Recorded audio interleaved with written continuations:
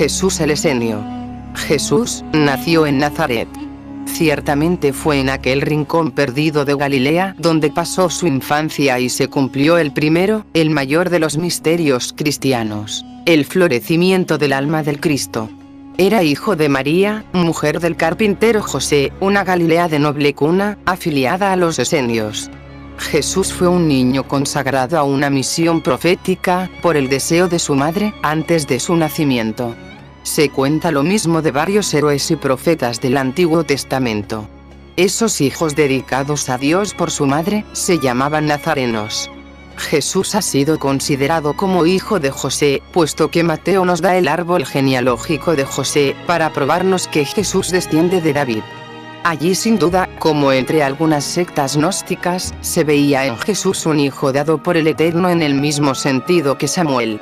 Más tarde, la leyenda, preocupada con mostrar el origen sobrenatural del Cristo, hiló su velo de oro y azul. La historia de José y María, la anunciación y hasta la infancia de María en el templo son bien legendarias. Las almas profundas y tiernas, necesitan silencio y paz para florecer. Jesús creció en la calma de Galilea. Sus primeras impresiones fueron dulces, austeras y serenas. El valle natal parecía un jirón del cielo caído en un pliegue de la montaña. La aldea de Nazaret no ha cambiado apenas en el curso de los siglos. La casa paterna era para el niño una especie de templo. En lugar de los frescos alegres, faunos y ninfas, que adornaban el atrio de las casas griegas, tales como podían verse en Seporis y en Tiberíades, no se veía en las casas judías más que párrafos de la ley y de los profetas, cuyas bandas rígidas se extendían sobre las puertas y muros en caracteres caldeos. Pero la unión del padre y de la madre en el amor de los hijos, calentaba e iluminaba la desnudez de aquel interior con una vida espiritual. Allí recibió Jesús su primera enseñanza, allí por boca de su padre y su madre, aprendió a conocer al principio las Escrituras. Desde sus primeros años, el largo, el extraño destino del pueblo de Dios se desarrolló ante sus ojos, en las fiestas periódicas que se celebraban en familia, por la lectura, el canto y la plegaria. En la fiesta de los tabernáculos, una cabaña de ramas de mirto y de olivo se elevaba en el patio o sobre la terraza de la casa, en recuerdo del tiempo inmemorial de los patriarcas nómadas. Se encendía el candelabro de 7 luces, luego se abrían los rollos de papiros y se leían historias santas. Para el alma infantil, el Eterno estaba presente, no solo en el cielo estrellado, sino también en aquel candelabro que reflejaba su gloria, en el verbo del Padre como en el amor silencioso de la Madre. Así, los grandes días de Israel mecieron la infancia de Jesús, días de gozo y de duelo, de triunfo y de destierro, de aflicciones sin cuento y de esperanza eterna. Jesús mezclado con sus compañeros, ejerciendo sobre ellos el singular prestigio que da la inteligencia precoz, unida al sentimiento de la justicia y a la simpatía activa. Le seguimos en la sinagoga donde oía discutir a los escribas y a los fariseos, donde debía ejercitar su poderosa dialéctica. Le vemos desde muy temprana edad disgustado por la sequedad de aquellos doctores de la ley, que atormentaban la letra hasta expurgar de ella el espíritu. Se le ve también contemplar la vida pagana, adivinándola y abarcándola con la mirada, visitando la opulenta Seporis, capital de Galilea, residencia de Antipas, dominada por su acrópolis y guardada por mercenarios de Herodes, galos, tracios, bárbaros de todos los países. Quizás también, en uno de aquellos viajes tan frecuentes en las familias judías, llegó a una de las ciudades fenicias, verdaderos hormigueros humanos al borde del mar, y vio a lo lejos templos bajos de columnas rechonchas, rodeados de bosquecillos negros de donde salía, al son de las flautas plañideras, el canto de las sacerdotisas de Astarte. Lucas nos lo presenta a la edad de 12 años, creciendo en fuerza, en gracia y en sabiduría. La conciencia religiosa fue en Jesús cosa innata, absolutamente independiente del mundo externo. Su conciencia profética y mesiánica solo pudo despertarse al choque con el exterior, al espectáculo de su tiempo, es decir, por una iniciación especial y una larga elaboración interna. Las huellas se encuentran en los evangelios y en otros lados. La primera gran conmoción fue originada por aquel viaje con sus padres a Jerusalén, de que habla Lucas. Aquella ciudad, orgullo de Israel, se había convertido en el centro de las aspiraciones judías. Sus desgracias no habían hecho más que exaltar los espíritus. Se hubiese dicho que cuantas más tumbas se amontonaban, más esperanzas había. Bajo los seleucidas, bajo los macabeos, por Pompeyo y por Herodes, Jerusalén había sufrido sitios espantosos. La sangre había corrido a torrentes. Las legiones romanas habían hecho del pueblo una carnicería por las calles. Crucifixiones en masa habían manchado las colinas con escenas infernales.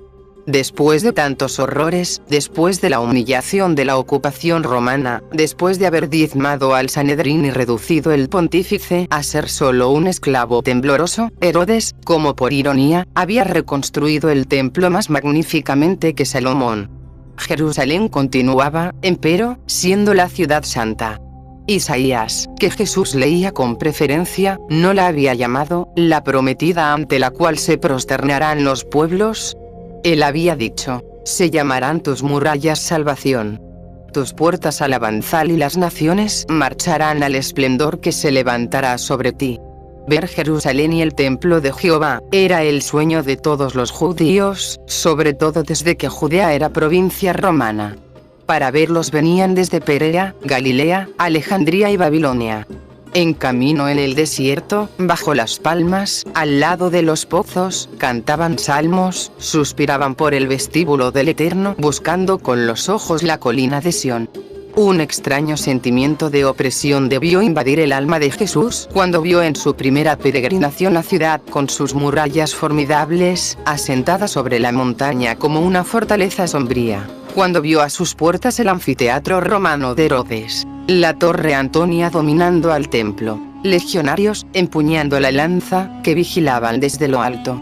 Subió la escalinata del templo. Admiró el esplendor de los pórticos de mármol, donde los fariseos paseaban con suntuoso ropaje. Atravesó el patio de los gentiles, el patio de las mujeres. Se aproximó con la muchedumbre israelita a la puerta de Nicanor y a la balaustrada de 3 codos, tras la cual se veían sacerdotes en trajes del culto, relucientes de oro y pedrería, oficiar ante el santuario, inmolar machos cabríos y toros y rociar al pueblo con su sangre pronunciando una bendición. Aquello no se parecía al templo de sus ensueños, ni al cielo de su corazón. Luego volvió a descender a los barrios populares de la baja ciudad. Vio a mendigos pálidos por el hambre, caras angustiadas que guardaban el reflejo de las últimas guerras civiles, de los suplicios, de las crucifixiones. Luego, bajando por amplia escalera a la fuente de Siloé, profunda como una cisterna, vio al borde de un agua amarillenta arrastrarse a leprosos, paralíticos, desgraciados cubiertos con toda clase de úlceras. Un deseo irresistible le forzaba a mirar al fondo de sus ojos y a beber todo su dolor. Unos le pedían socorro, otros estaban fríos y sin esperanza, otros parecían no sufrir ya. ¿Cuánto tiempo había sido preciso para que llegasen a aquel estado? Entonces Jesús se dijo, ¿para qué ese templo, esos sacerdotes, esos himnos, esos sacrificios, puesto que no pueden remediar estos dolores? Lo que quería saber, solo los esenios podían enseñárselo. Los evangelios han guardado un silencio sobre los hechos y palabras de Jesús, antes de su encuentro con Juan el Bautista, por quien, según ellos, tomó en cierto modo posesión de su ministerio. Inmediatamente después aparece en Galilea con una doctrina determinada, con la seguridad de un profeta y la conciencia de ser el Mesías. Pero es evidente que ese principio atrevido y premeditado fue precedido de un largo desarrollo y una verdadera iniciación. No es menos cierto que esa iniciación debió verificarse en la única asociación que conservaba entonces en Israel las tradiciones verdaderas, con el género de vida de los profetas. Esto no deja duda alguna para quienes, elevándose sobre la superstición de la letra y la manía maquinal del documento escrito, osan descubrir el encadenamiento de las cosas por medio de su espíritu. se deduce no solamente de las relaciones íntimas entre la doctrina de Jesús y la de los esenios, sino también del silencio mismo guardado por el Cristo y los suyos sobre aquella secta. Porque él, que ataca con sin igual libertad a todos los partidos religiosos de su tiempo, no nombra nunca a los esenios. ¿Por qué los apóstoles y evangelistas tampoco hablan de ellos? Evidentemente porque consideran a los esenios como de los suyos, estaban ligados con ellos por el juramento de los misterios, y la secta se fundió con la de los cristianos. La orden de los esenios continúa en tiempo de Jesús, el último resto de aquellas cofradías de profetas organizadas por Samuel. El despotismo de los tiranos de Palestina, la envidia de un sacerdocio ambicioso y servil, les había lanzado al retiro y al silencio. Ya no luchaban como sus predecesores, y se contentaban con conservar la tradición. Tenían dos centros principales, uno en Egipto, a orillas del lago de Maoris, el otro en Palestina, en Engadi, a orillas del Mar Muerto. Aquel nombre de esenios que se habían dado, procedía de la palabra siríaca, asaya, médicos, en griego, terapeutas, porque su único ministerio, para el público, era el de curar las enfermedades físicas y morales. Algunos poseían el don de profecía, como aquel Manahem, que había predicho a Herodes su reinado. Sirven a Dios, dice Filón, con gran piedad, no ofreciéndole víctimas, sino santificando su espíritu. Huyen de las poblaciones y se dedican a las artes de la paz. No existe entre ellos un solo esclavo. Todos son libres y trabajan unos para otros. Las reglas de la orden eran severas. Para entrar en ella se precisaba el noviciado de 1 año. Si se habían dado suficientes pruebas de templanza, se era admitido a las abluciones, sin entrar, no obstante, en relación con los maestros de la orden. Se precisaban aún 2 años más de pruebas para ser recibido en la cofradía. Se juraba, por terribles juramentos, observar los deberes de la orden y nada traicionar de sus secretos. Solo entonces se podía tomar parte en las comidas en común, que se celebraban con gran solemnidad y constituían el culto íntimo de los esenios. Consideraban como sagrado el vestido que habían llevado en aquellos banquetes y se lo quitaban antes de ponerse a trabajar. Aquellos ágapes fraternales, forma primitiva de la cena instituida por Jesús, comenzaban y terminaban por la oración. Allí se daba la primera interpretación de los libros sagrados de Moisés y de los profetas. Pero en la explicación de los textos, como en la iniciación, había 3 sentidos y 3 grados. Muy pocos llegaban al grado superior. Todo se parece asombrosamente a la organización de los pitagóricos, puntos comunes entre los esenios y los pitagóricos: la oración a la salida del sol, los vestidos de lino, los ágapes fraternales, el noviciado de 1 año, los 3 grados de iniciación, la organización de la orden y la comunidad de los bienes regidos por curadores, la ley del silencio, el juramento de los misterios, la división de la enseñanza en 3 partes. Primero, ciencia de los principios universales o teogonía, lo que Filón llama la lógica. Segundo, la física o cosmogonía. Tercero, la moral. Es decir, todo lo que se refiere al hombre, ciencia a la cual se consagraban especialmente los terapeutas, y todo esto existía con pequeñas variantes entre los antiguos profetas, porque se encuentra lo mismo en todas partes donde la iniciación ha existido. Agreguemos que los esenios profesaban el dogma esencial de la doctrina órfica y pitagórica, el de la preexistencia del alma, consecuencia y razón de su inmortalidad. El alma, al cuerpo por un cierto encanto natural, queda en él como encerrada en una prisión. Libre de los lazos del cuerpo, como de una larga esclavitud, de él se escapa con alegría. Entre los esenios, los hermanos propiamente dichos vivían dentro de la comunidad de bienes en el celibato, en lugares retirados, trabajando la tierra, educando a veces niños extraños a la orden. En cuanto a los esenios casados, constituían una especie de orden tercera, afiliada y sometida a la otra. Silenciosos, dulces y graves, se les veía aquí y allá cultivando las artes de la paz. Tejedores, carpinteros, viñadores o jardineros, jamás armeros ni comerciantes. Esparcidos en pequeños grupos en toda la Palestina, en Egipto y hasta en el monte Oreb, se daban entre sí la hospitalidad más cordial. Vemos así viajar a Jesús y a sus discípulos de pueblo en pueblo, de provincia en provincia, siempre seguros de encontrar un albergue. Los esenios, dice Josefo, eran de ejemplar moralidad. Se esforzaban en reprimir toda pasión y todo movimiento de cólera, siempre benévolos en sus relaciones, apacibles, de la mejor fe. Su palabra tenía más fuerza que un juramento. Por eso consideraban al juramento en la vida ordinaria como cosa superflua y como un perjurio. Soportaban con admirable fuerza de alma y la sonrisa en los labios las más crueles torturas antes que violar el menor precepto religioso. Indiferente a la pompa externa del culto de Jerusalén, repelido por la dureza saducea, el orgullo fariseo, el pedantismo y la sequedad de la sinagoga, Jesús se sintió atraído hacia los esenios por una afinidad natural. Puntos comunes entre la doctrina de los esenios y la de Jesús: el amor al prójimo ante todo, como el primer deber, la prohibición de jurar para atestiguar la verdad, el odio a la mentira, la humildad, la institución de la cena tomada de los ágapes fraternales de los esenios, pero con un nuevo sentido, el del sacrificio. La muerte prematura de José hizo por completo libre al hijo de María, hombre ya.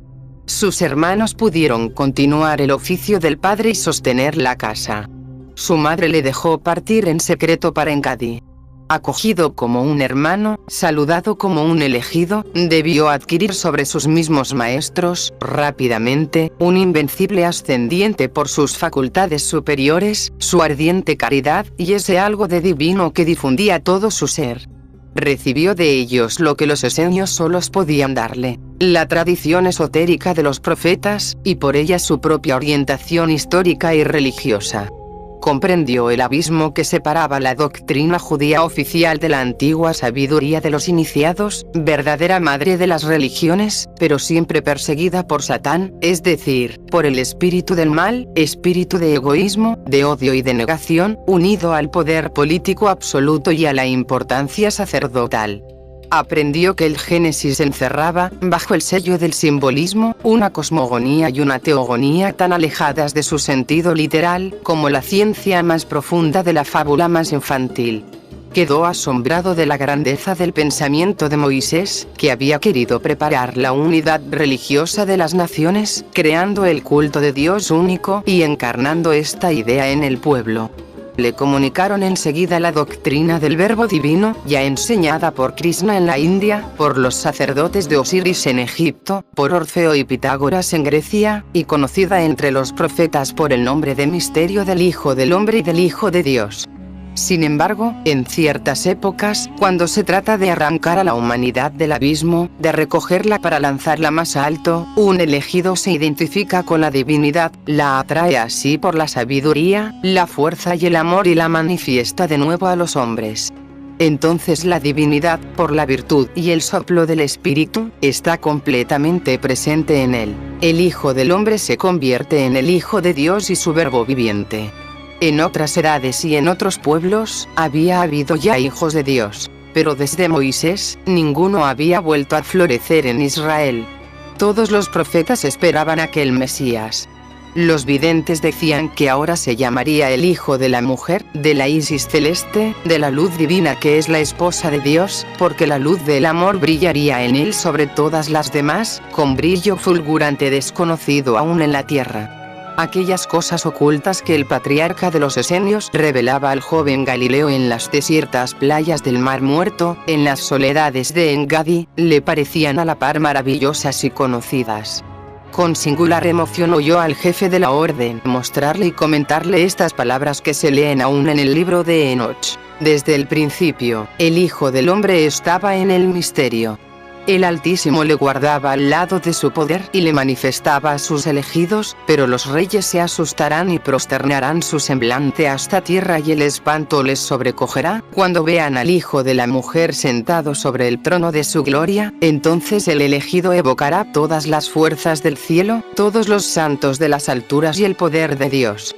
Entonces los querubines, los serafines, los opanim, todos los ángeles de la fuerza, todos los ángeles del Señor, es decir, del elegido y de la otra fuerza, que sirven sobre la tierra y por encima de las aguas, elevarán sus voces. A estas revelaciones, las palabras de los profetas, 100 veces releídas y editadas, relampaguearon a los ojos del Nazareno con resplandores nuevos, profundos y terribles, como relámpagos durante la noche. Jesús pasó una serie de años entre los esenios. Se sometió a su disciplina, estudió con ellos los secretos de la naturaleza y se ejercitó en la terapéutica oculta. Dominó por completo sus sentidos para desarrollar su espíritu. Fue una memorable noche para la orden de los esenios y para su nuevo adepto, aquella en que éste recibió, en el más profundo secreto, la iniciación superior del 4º grado, la que solo se concedía en el caso de tratarse de una misión profética deseada por el hermano y confirmada por los ancianos. Se reunían en una gruta tallada en el interior de la montaña como una vasta sala, con un altar y asientos de piedra. El jefe de la orden estaba allí con algunos ancianos. A veces 2 o 3 esenías, profetisas iniciadas, se admitían igualmente a la misteriosa ceremonia. Con antorchas y palmas saludaban al nuevo iniciado, vestido de lino blanco, como el esposo y rey que habían presentido y que veían quizás por última vez. Enseguida el jefe de la orden, de ordinario un anciano centenario, le presentaba el cáliz de oro, símbolo de la iniciación suprema, que contenía el vino de la viña del Señor, símbolo de la inspiración divina. Algunos decían que Moisés lo había bebido con los 70. Otros lo hacían remontar hasta Abraham, que recibió de Melquisedec esa misma iniciación, bajo las especies del pan y del vino. Y jamás presentaba el anciano la copa más que a un hombre en quien había reconocido con certeza los signos de una misión profética. Pero esa misión nadie podía definirla. Él debía encontrarla por sí mismo, porque tal es la ley de los iniciados. Nada del exterior, todo por lo interno. En adelante, era libre, dueño de sus actos, hierofante por sí, entregado al viento del espíritu, que podía lanzarle al abismo o elevarle a las cimas, por encima de la zona de las tormentas y de los vértigos. Cuando después de los cánticos, las oraciones, las palabras sacramentales del anciano, el nazareno tomó la copa, un rayo de la lívida luz del alba, deslizándose por una anfractuosidad de la montaña, corrió estremeciéndose sobre las antorchas y los amplios vestidos blancos de las jóvenes esenías, quienes también temblaron cuando cayó sobre el pálido Galileo, en cuyo hermoso rostro se veía una gran tristeza. Jesús abandonó a los esenios y viajó a Egipto e ingresó como adepto de misterios. Pasó terribles purificaciones en el templo, venció las tentaciones y fue probado muchas veces, venciéndose a sí mismo en las debilidades humanas.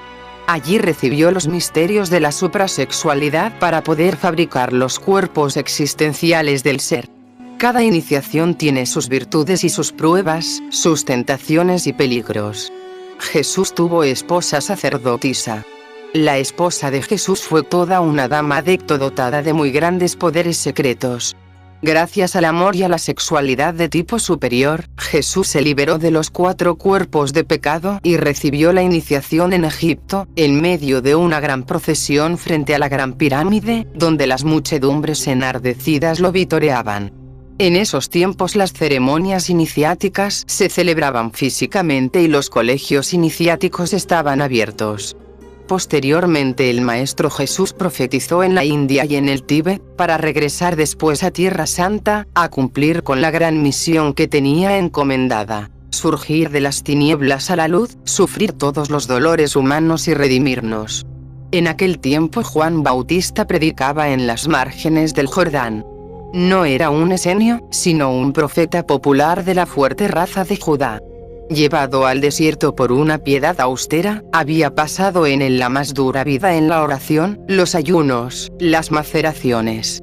Sobre su piel desnuda, curtida por el sol, llevaba guisa de cilicio un vestido tejido con pelo de camello, como signo de la penitencia que quería imponerse a sí mismo y a su pueblo. Porque sentía profundamente las angustias de Israel y esperaba su liberación. Se figuraba, según la idea judaica, que el Mesías vendría pronto como vengador y justiciero que, cual nuevo Macabeo, sublevaría al pueblo, arrojaría al romano, castigaría a todos los culpables, entraría triunfalmente en Jerusalén, y restablecería el reino de Israel sobre todos los pueblos, en la paz y la justicia. Anunciaba a las multitudes la próxima llegada de aquel Mesías. Agregaba que era preciso prepararse por el arrepentimiento de las faltas pasadas. Tomando de los esenios la costumbre de las abluciones, transformándola a su modo, había imaginado el bautismo del Jordán como un símbolo visible, como un público cumplimiento de la purificación interna que exigía esa ceremonia nueva, esa predicación vehemente ante inmensas multitudes, en el cuadro del desierto, frente a las aguas sagradas del Jordán, entre las montañas severas de Judea y de Perea, sobrecogía los ánimos, atraía a las multitudes. Recordaba los días gloriosos de los viejos profetas. Ella daba al pueblo lo que no encontraba en el templo. La interior sacudida y, después de los terrores del arrepentimiento, una esperanza vaga y prodigiosa. Acudían de todos los puntos de Palestina, y aún de más lejos, para escuchar al santo del desierto que anunciaba al Mesías. Las poblaciones, atraídas por su voz, acampaban a su lado durante varios días para oírle, no querían marcharse, esperando que el Mesías llegase. Muchos no pedían otra cosa que empuñar las armas bajo su mando para comenzar la guerra santa. Herodes Antipas y los sacerdotes de Jerusalén comenzaban a inquietarse ante aquel movimiento popular. Por otra parte, los signos de la época eran graves. Tiberio, a la edad de 74 años, acababa su vejez en medio de las bacanales de Capri. Poncio Pilatos redoblaba en violencia contra los judíos. En Egipto, los sacerdotes habían anunciado que el fénix iba a renacer de sus cenizas. Jesús quiso ver al Bautista, oírle y someterse al bautismo público. Vio al rudo asceta, velludo y con largo cabello, con su cabeza de león visionario sobre un púlpito de madera, bajo un rústico tabernáculo, cubierto de ramas y de pieles de cabra. A su alrededor, entre los pequeños arbustos del desierto, una multitud inmensa, todo un campamento. Funcionarios, soldados de Herodes, samaritanos, levitas de Jerusalén, idumeos con sus rebaños, árabes detenidos allí con sus camellos, sus tiendas y sus caravanas por la voz que retumba en el desierto. Aquella voz tonante pasaba sobre las muchedumbres, y decía: enmendaos, preparad las vías del Señor, arreglad sus senderos. Llamaba a los fariseos y a los saduceos raza de víboras. Agregaba que el hacha estaba ya próxima a la raíz de los árboles, y decía del Mesías: yo solo con agua os bautizo, pero él os bautizará con fuego. Hacia la puesta del sol, Jesús vio aquellas masas populares agolparse hacia un remanso, a orillas del Jordán, y a mercenarios de Herodes, a bandidos, inclinar sus rudos espinazos bajo el agua que vertía el Bautista. Se aproximó a él. Juan no conocía a Jesús, nada sabía de él, pero reconoció a un esenio por su vestidura de lino. Le vio, perdido entre la multitud, bajar al agua hasta que le llegó por la cintura e inclinarse humildemente para recibir la aspersión. Cuando se levantó, la mirada temible del predicador y la del Galileo se encontraron. El hombre del desierto se estremeció bajo aquel rayo de maravillosa dulzura, e involuntariamente dejó escapar estas palabras: ¿eres el Mesías? Esa duda tardía prueba que, si bien había sospechado que Jesús era el Mesías, no estaba completamente convencido. El misterioso esenio nada respondió, pero inclinando su cabeza pensativa y cruzando sus manos sobre su pecho, pidió al Bautista su bendición. Juan sabía que el silencio era la ley de los esenios.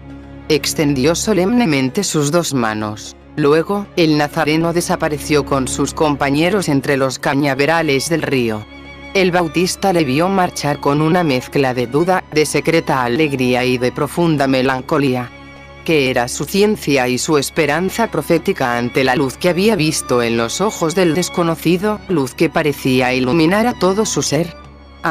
Si el joven y hermoso Galileo era el Mesías, había visto realizado el ensueño de su vida. Pero su papel había terminado, su voz iba a callarse. A partir de aquel día, se puso a predicar con voz más profunda y emocionada sobre este tema melancólico.